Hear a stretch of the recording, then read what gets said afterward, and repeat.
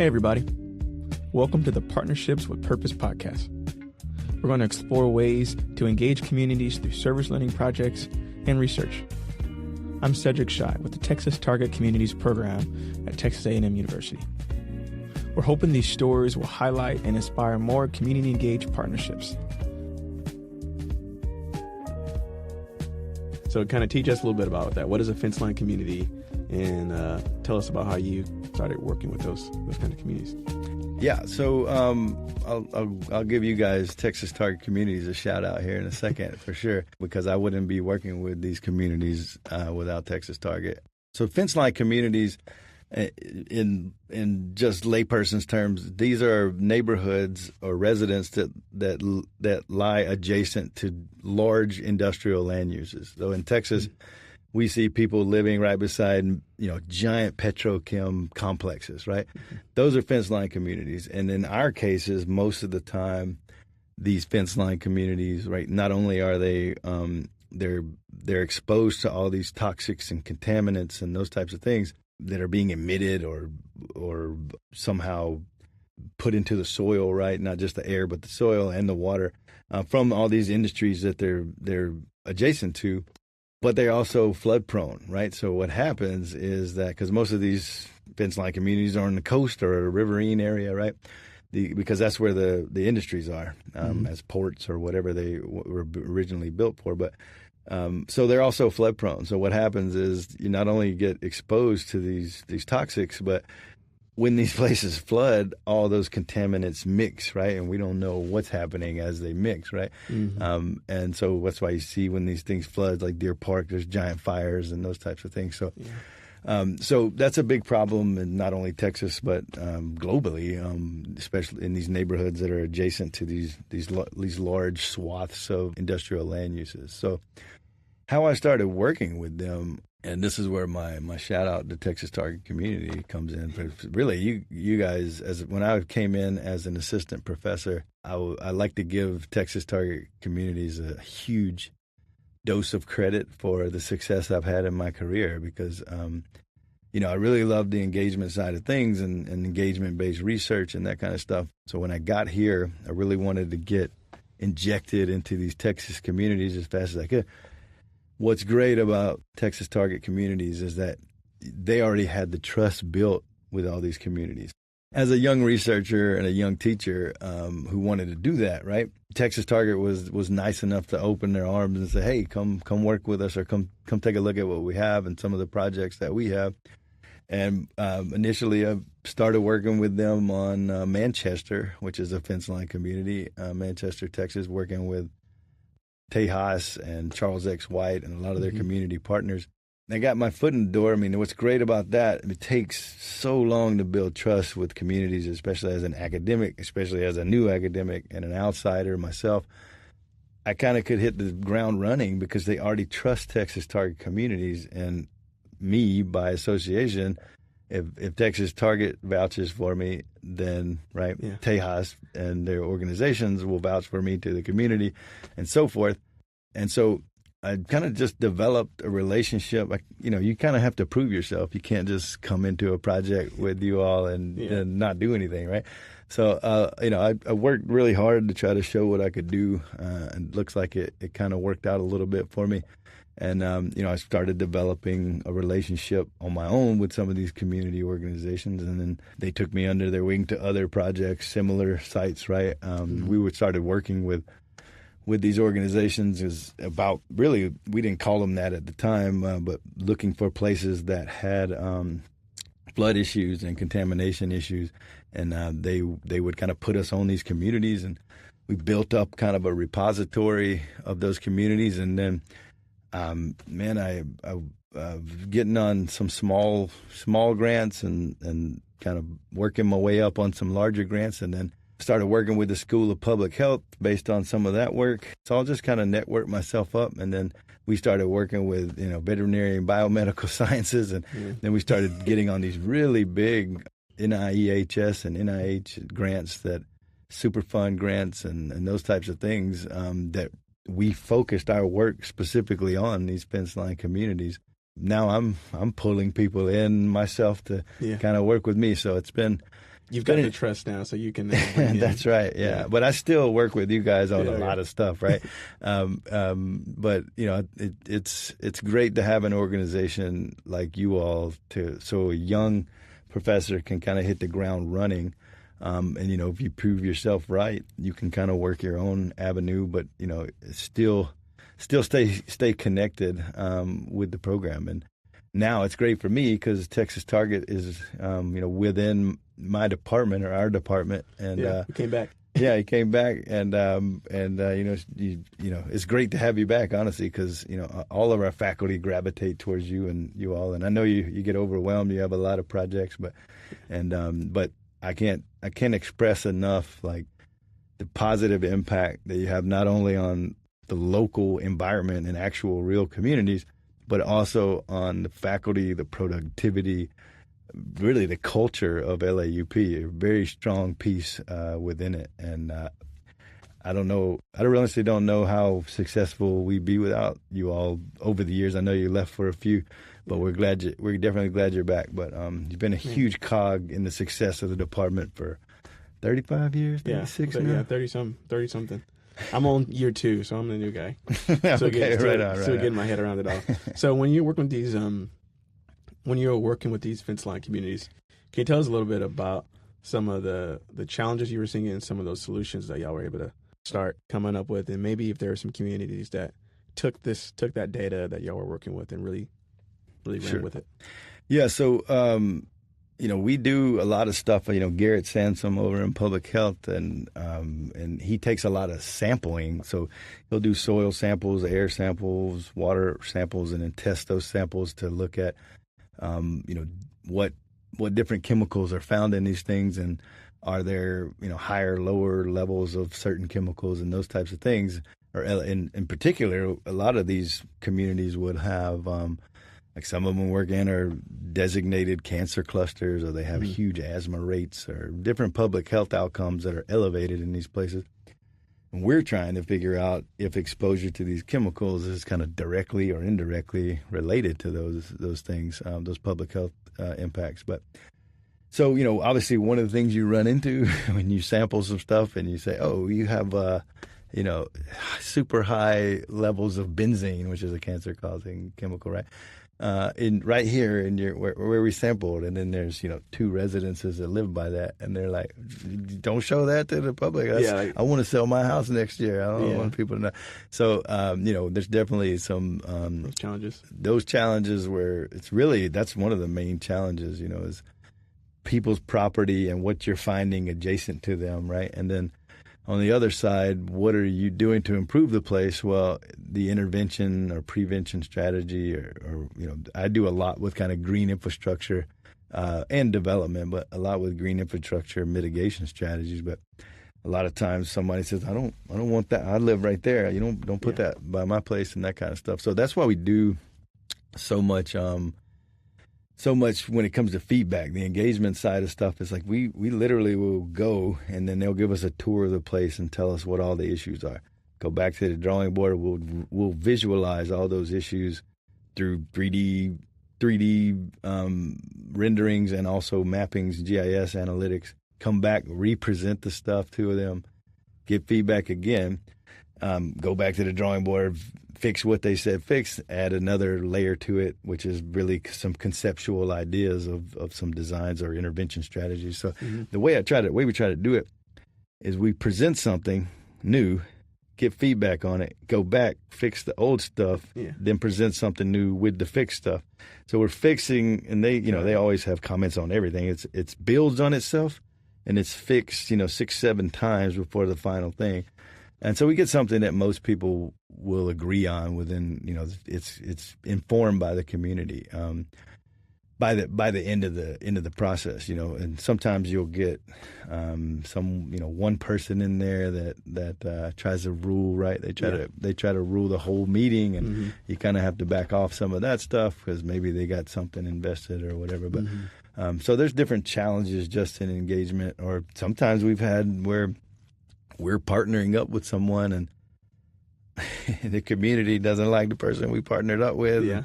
they'll shut down immediately. So you got to somehow be like, you can't come back, you know. So it can be a little difficult that way. So, but you know, ultimately, you want everyone on the same accord where we're just trying to help improve the conditions in this place.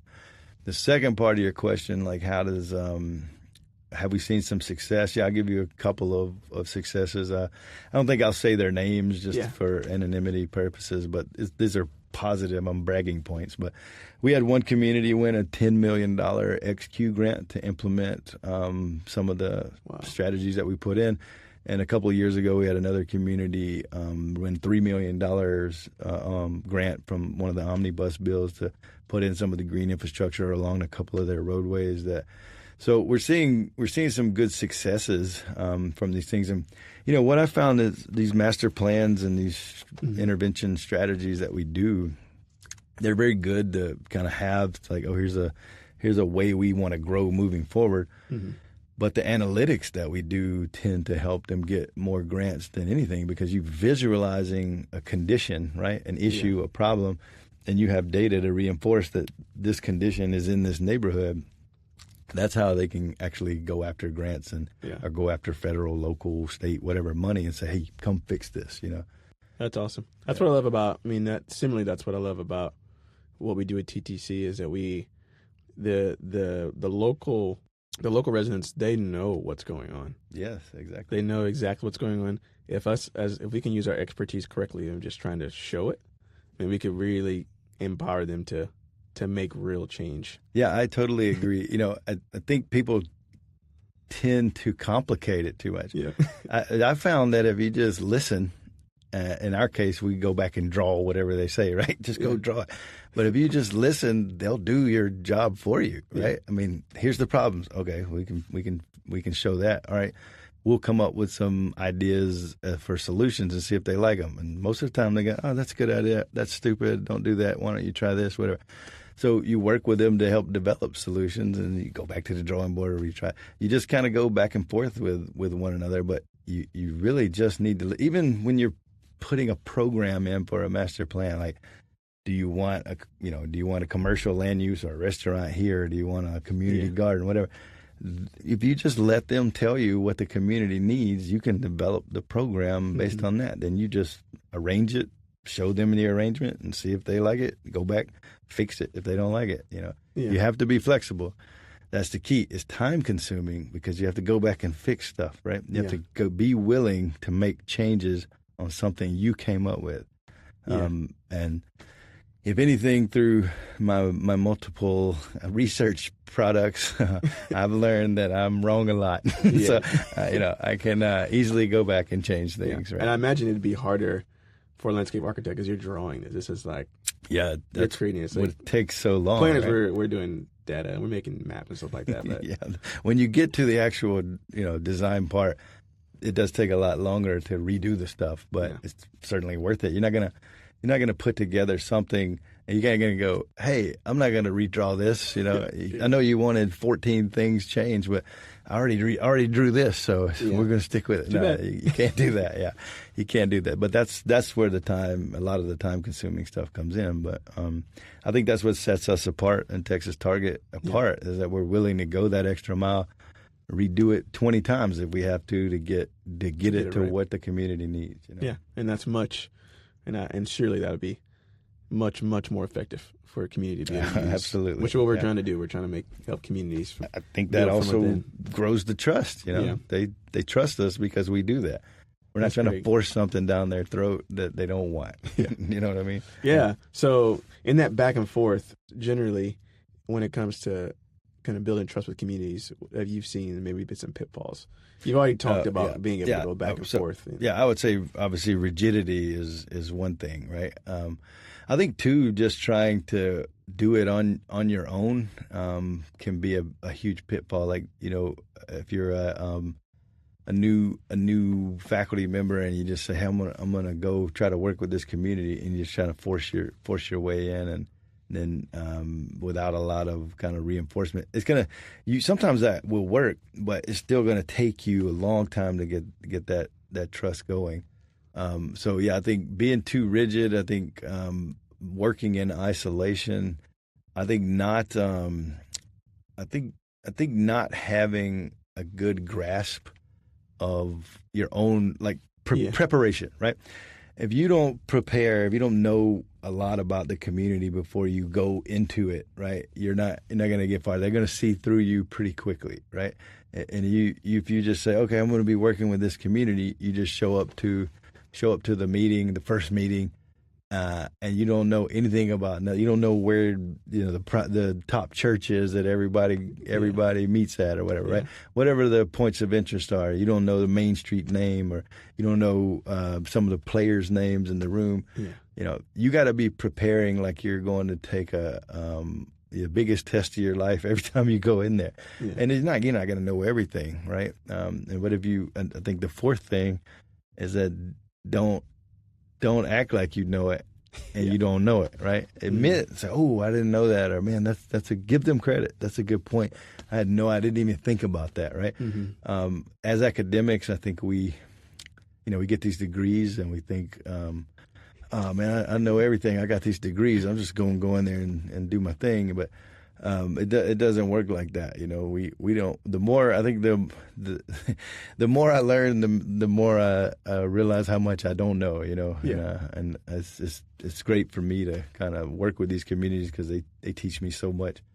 I always tell my students, and we do a lot of stuff with these communities, that if I don't learn more from my students in the community than my students do from me, then I didn't do my job right that semester.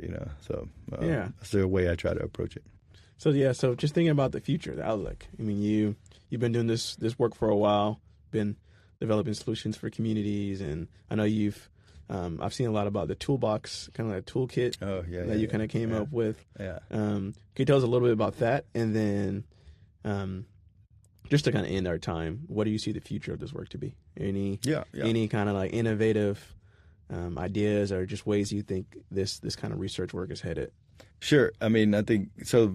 Related to that, the toolbox thing. So we had this was probably the most. I wouldn't say the most, but it was probably one of the more unique master plans that we had to do. So we work with the community, and normally we have a finalized plan where this goes here, this goes here, this goes here. Let's build it over the next 25 years, kind of thing. Mm-hmm. But this community was so built out already, and it had so much of a lack of data for it, especially when it comes to underground pipes and stuff like that, which you really need if you're a Fenceline community and you got all these gas pipes and all these things that are going to these petrochem plants.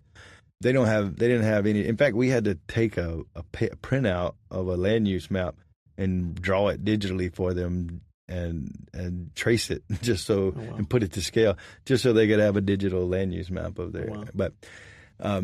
But anyway, so what we did was we said, okay, you got this many vacant lots, and they wanted to use the rights of ways as well to connect. And they didn't have a lot of vacant lots either, but to connect and to put all this green infrastructure in to try to help mitigate some of the stuff in those vacant lots and along those greenways.